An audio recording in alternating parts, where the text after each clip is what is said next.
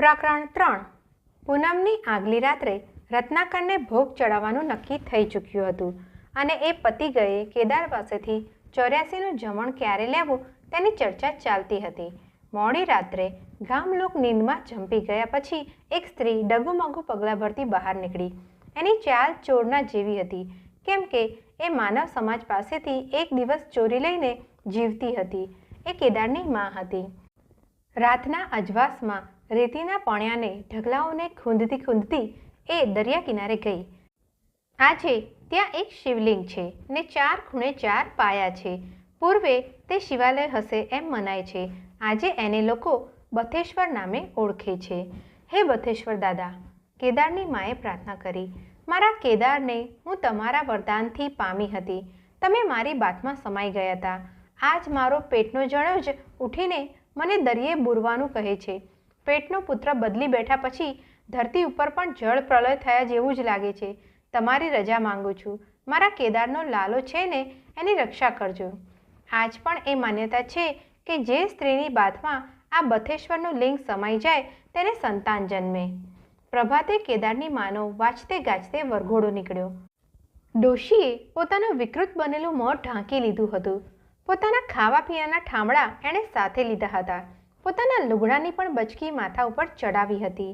ભાઈ કેદાર, ડોશીએ એક બાજુએ ઊભા રહીને કાકલુદી કરી. લાલો ક્યાં છે? લાલાને રમવા તેડી ગયા છે. લાલાને સાચવજે હો ભાઈ. આપણી જાંબલી ગા છે ને તેનો વેલો બીજા કોઈ બ્રાહ્મણને આંગણે નથી, માટે એને વેચી દેતો નહીં. ને તું ને પેટમાં દુખાવો ઉપડે છે માટે મઠ ખાતો નહીં. મઠ તને જડતા નથી. ડોશીની આખરી વેળાની આવી ભલામણો સાંભળીને બ્રાહ્મણો હાંસીની મોજ માણતા હતા. ફક્ત કેદાર જ મોં ફેરવીને ઊભો હતો. હો જેટલો પણ એનાથી ઉચ્ચાર ન થઈ શક્યો. પેટનો દુખાવો, મઠ, જાંબલી ગાયનો વેલો વગેરે વગેરે વાતોમાં તે એવી શી કરુણતા ભરી હતી કે જેણે કેદારને રોવરાવ્યો. કોઈ ન સમજી શક્યું. મૃત્યુના મુખમાં ઊભેલી એક ગામ ડોશીના નાક મોંમાંથી વહેતા લાળ લીટ અથવા એના બોખા મોં વચ્ચેથી ઉડતું થૂક પણ સહુની હાંસીને પાત્ર બની ગયા. આ રક્તપિતણીને સંસાર કેવો ગળે વળગી રહેલ છે. પ્રેક્ષકોએ કુદરતની કરામતમાં અચંબો અનુભવ્યો. તમામ સામૈયું રત્નેશ્વરના ઊંચા ભાઠા ઉપર પહોંચ્યું. ભાઠો બરાબર રત્નેશ્વરના ભોયરાની ઉપર ઊંચે ટેકરો છે. સુખી સહેલગાઈજનોને એ ઊંચા પૃથ્વી બિંદુ ઉપરથી સમુદ્ર વાદળીઓની જોડે ગેલ કરતો ભાંસે છે ને જળ તરંગોમાં નાગ કન્યાઓ દેખાય છે. દુઃખીને એ ભેખડની ટોચ ભયાનક લાગે છે. આ ખડકનું શિખર મરવાનો જેને ખરો મોકો આપે છે તેને જગતમાં પાછા જઈ જીવવું ગમે છે. ગામ લોક દૂર અટકીને ઊભા. ડોશી રત્નાકરની સામે જોઈ ઊભી થઈ રહી. જોજે એલી, પાછું વાળીને જોતી નહીં હો, નીકળ અમારું સત્યાનાશ નીકળી જશે. હા ભાઈ. ને ડોશી ચાલી. એણે પોતાના હાથ ઊંચા કરીને પછવાડે નજર કર્યા સિવાય જ સૌને છેલ્લા રામ રામ કહ્યા. છેક ટોચે જઈને ડોશી ઊભી રહી. રત્નાકર હળુડતો હતો. હા ડોશી, હવે હિંમત રાખીને કૂદી પડ. લોકમાંથી પૂજારીએ સાથ પાડ્યો. શાબાશ ડોશી, રંગ ડોશી, જવા મર્દ કેદારની માં. દુનિયામાં કશું અચલ નથી ડોશી. જો વૈકુંઠના વિમાન તારે સારું ઉતરે આવે છે ડોશી. એકાએક ડોશી ત્યાંથી પાછી વળી. દોટ દઈને નાઠી. ચીસ પાડી કે ભયંકર ભયંકર, મારે નથી જવું. રત્નાકર ભયંકર દેખાય છે. નથી જવું? પૂજારીએ ત્રાળ પાડી. નથી જવું એમ? અલ્યા દોડો. લાકડીઓ અને પથ્થરો મારી મારીને નાખો ડોશીને અંદર. સામાયું શું અમથું અમથું કઢાવી ત્યારે? બ્રાહ્મણોએ ડોશીને હડકાઈ કૂતરીની પેઠે પથ્થરો માર્યા. બૂમ રાણ મચી ગયું. ખીજે ભરાયેલો દરિયાઓ પોતાની લાખ લાખ ફેણો પછાડીને ફૂંફાડા મારતો હતો. પૂજારી બોલી ઉઠ્યો, પધરાવો અંદર. નીકળ ડાકણ, સૌને વળગી જાણજો. રત્નાકરનો ભક્ષ છે ભાઈઓ. ન ફરીથી બધા એને તગડીને ટોચ ઉપર લઈ ગયા. બરાબર તે જ વખતે રેતીના પણિયાની પછવાડેથી એક માણસ દોડતો આવતો હતો ને પોકારતો હતો કે ઘડીક ઊભા રહેજો, ઘડીક રોકાઈ જજો. ઊભા રહો, થોડીવાર થાંભી જાઓ. એ અવાજ કાને પડતા જ પુરોહિતને ધાસ્તી લાગી. રત્નાકરને બલિદાન નહીં ચડે તે પોતાનું ને ગામનું નિકંદન નીકળી જશે. નક્કી કોઈ આ પવિત્ર કાર્યમાં વિઘ્ન નાખવા આવી રહેલ છે. ઊભા રહો નો સાદ નજીક આવ્યો. સાદ પાડનાર માનવી દરિયાકાંઠાની ઝીણી લોટ જેવી રેતીના પણ્યમાં પછડાતો આવતો હતો. આ વખતે એણે પછડાટી ખાધી કે તત્કાલ પુરોહિતે ભાઠા ઉપર દોટ દીધી. બીજા સૌ માણસો સ્તબ્ધ બની ઊભા હતા. તેની સામે લાલ આંખ બતાવતા પૂજારી ભાઠાની ટોચ ઉપર પહોંચ્યો.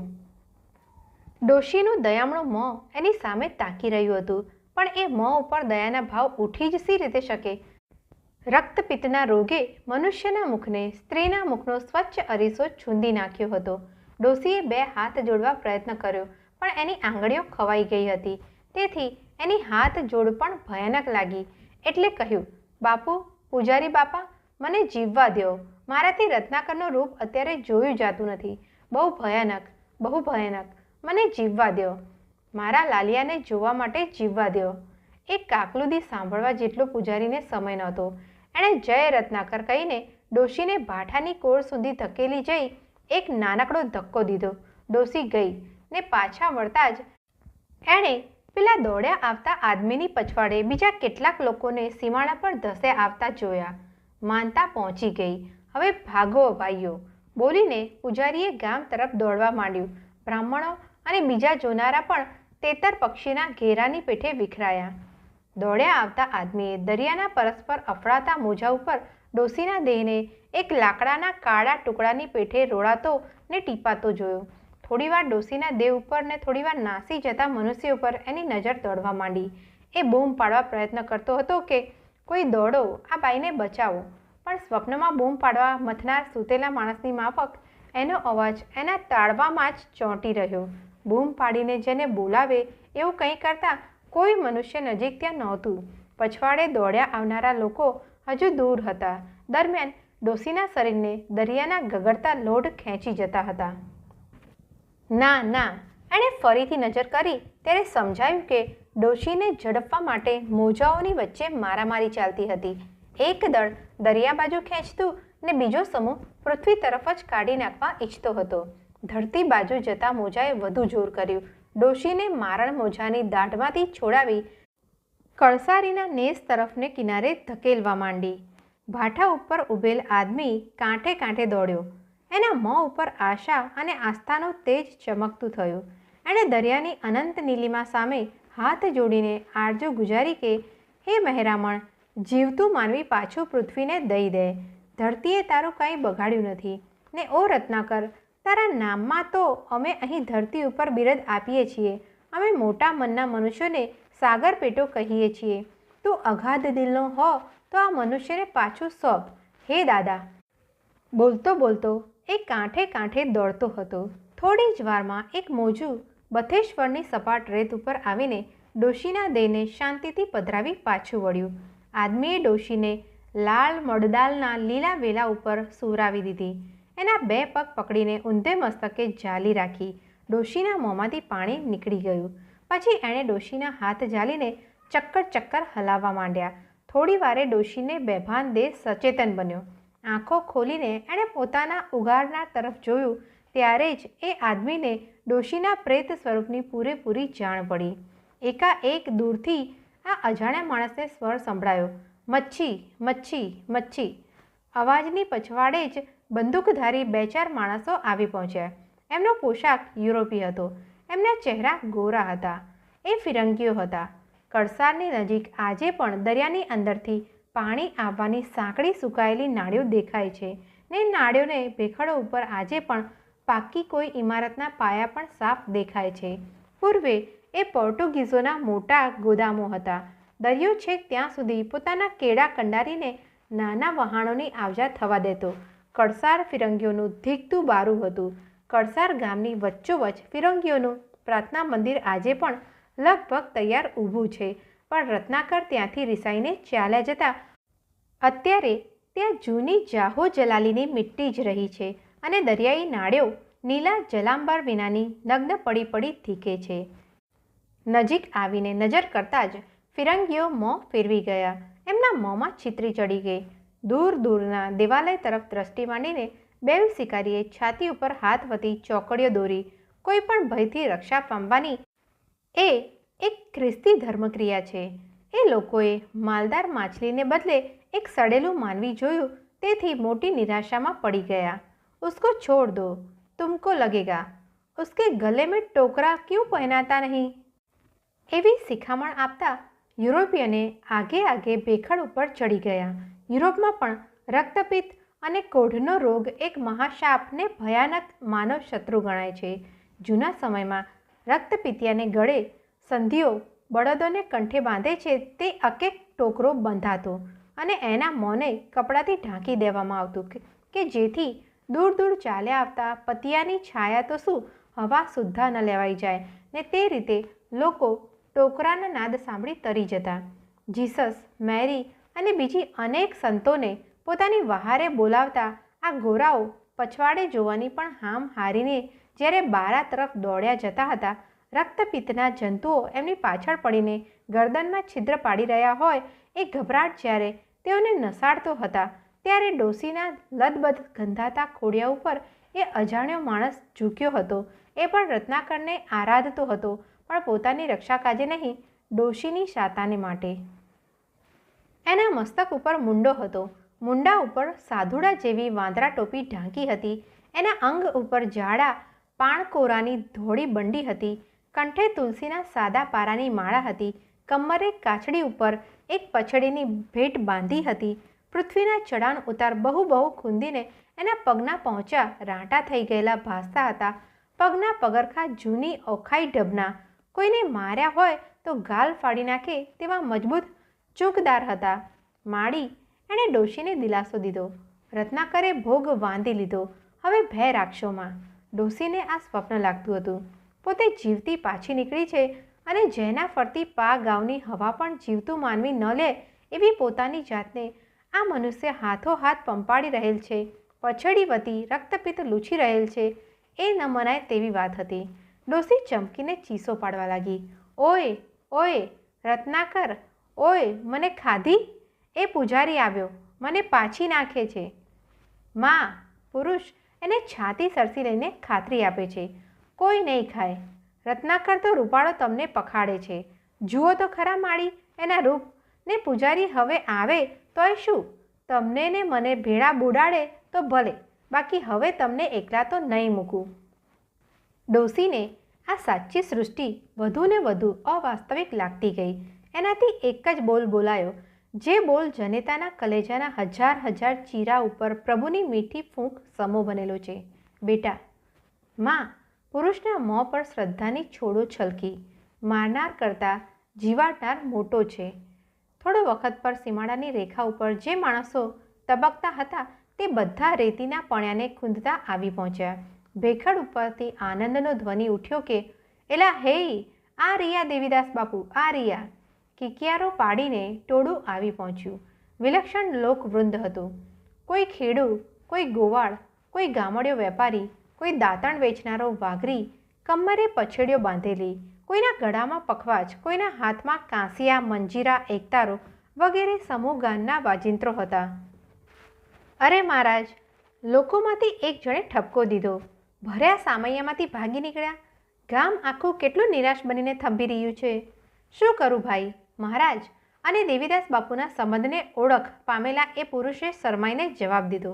મારો ધંધો જ શિકારીના જેવો થઈ પડ્યો છે ને. કોઈ લોધીને મોટા માછલાના વાવડ દ્યો, કોઈ શિકારીને રૂડા કાળિયાળ સીમમાં આવ્યાની જાણ કરો, પછી એ ઘડીભર પણ ઊભો રહી શકશે ભાઈ? બોલતા બોલતા જુવાન દેવીદાસ ડોસીના લોહી પરું લૂછતા હતા. ગામડિયા ભાવિકો હતા, છતાં તેમના મન પણ સુગવાતા હતા. શરમના માર્યા ઊભા રહ્યા, પણ મોં ફેરવીને છાના માના થૂકી લેતા. જરા દૂર જઈને વાત પણ કરી લીધી કે ભગત જેવો ભગત થઈને લોહી પરું ચૂથવાની લતે સિદ્ધ ચડ્યો હશે. ઈશ્વર ભજનમાં આત્મા લીન નથી થયો લાગતો. જગ્યાધારી બન્યો, પણ સાહેબી માણતા આવડવી જોઈએ ને ભાઈ. ભાવિકો, દેવીદાસે મધુર વચને પૂછ્યું, કોઈ ગાડાનો બંદોબસ્ત થઈ શકશે? ગાડું? ભાવિકોમાંથી એક જણે કહ્યું, ગાડું તો અહીં અંતરિયાળ ક્યાંથી મળે મહારાજ? ને આ બધામાં ગાડું આપે કોણ? બીજાએ સત્ય સુજાડ્યું. ત્યારે કાંઈ ખાટલાની જોગવાઈ કરશું? સંતે પૂછ્યું. હા, કરીએ તમે કહેતા હો તો, પણ માળું એ બધું અહીં? આ બંધો એમ ભાવિકોની જીભો તૂટક તૂટક શબ્દોમાં એક ખાટલો લાવવાની ઘન સમસ્યા ઉપર તાર્કિક ચર્ચા ચલાવવા લાગી. ત્યારે ભાવિકો, આપણે એકાદ પછડીની જોડી જ કરીએ તો કેમ? હા, એ ઠીક. અરે ભાણા પટેલ, તમારી પછડી લાવજો તો. કોઈએ એક ખેડૂતને આવી સખાવતનો અગ્ર અધિકારી ઠરાવ્યો. મારી પછડી તો ભાઈ ફાટી ગઈ છે, ભાર નહીં ખમે. એમ સહુએ પોતપોતાની પછડીની નિખાલસ નિંદા કરી નાખી. કાંઈ હરકત નહીં ભાવિકો, કહેતા જ દેવીદાસે પોતાની કમર પરથી પનીચું છોડ્યું, જમીન પર પાથર્યું. રક્તપિતણીને એમાં હળવે હાથે સુવરાવીને કહ્યું, ભાવિકો, હવે 4 સરખા જણ આવી જાઓ. અક્કેક ખૂણો ઉચકી લ્યો. ભાવિકોએ ફરીથી એકબીજાની સામે જોયું. આંખના મિચકારા કરવા માંડ્યા. તૂટક બોલ સાંભળ્યા કે મને તો ભાઈ 3 દીથી હાડ કચરે છે. મારા પેટમાં તો બરલ વધી છે. તે પેમલા વાણંદે કંઈ બોજ ઉપાડવાની ના કહી છે. મારા તો આંગળા છોલાણા છે. આવી ગળગળ વાતને અંતે એક ચોખ્ખા બોલો ભાવિક બહાર પડ્યો. એણે કહ્યું, દેવીદાસ બાપુ, આ બધા નાહક ગોટાવાળા છે. ત્યારે હું તમને પાદરું કહી દઉં. તમે સાધુ થઈને આ નરક ચૂથો એ અમને નથી ગમતું. ને આ ડોશીને જીવાડીને તમારે કયો મોટો ગઢ પાડવો છે? નાહક રત્નાકરને શીત છંછેડો છો? અમને આવી ખબર હોત કે તમે અમારું સાચા દિલનું સામયું રજડતું મેલીને કોઈના કહેવા પરથી આ ડોશીને બચાવવા દોડ્યા જશો તો અમે તમને અમારા ગામમાં પધરામણી જ દેત નહીં. ને આ રક્તપિત્તના હડકાયા રોગને અમારે અમારા ગામમાં નથી તેડી જવો. તમને ઠીક પડે તેમ કરો. અમે તો ગામડે જઈને બધી વાત કહી દઈએ છીએ. ભલે ત્યારે ભાવિકો પધારો, કલ્યાણ થાવ સૌનું. ચાલો ભાઈ સૌ, એમ કહીને એ સ્પષ્ટ વક્તા માણસે સૌને પાછા વાળ્યા. એકલા રહેલા દેવીદાસે પછીડિયાના 2 છેડા બાંધી લીધા. પોતાના 2 ખભા ઉપર જોડી પરાવી લીધી અને પીઠ ઉપર પારણું વાળીને બાળકને ઉચકી વગડા ભમતી કોઈ માતાની માફક દેવીદાસ ડોશીના દેહને લઈ ચાલી નીકળ્યો. સૂર્યને તે ટાણે માથા પર થંભીને આગના ભાલા ફેંકતો હતો. દરિયામાં ઓટ થયો હતો. પાછા વળેલા પાણી આગે આગે કોઈ ઘેટાના ટોળાની પેઠે રમતા હતા. ફિરંગીઓની બંદૂકોના ગોળીબાર સંભળાતા હતા.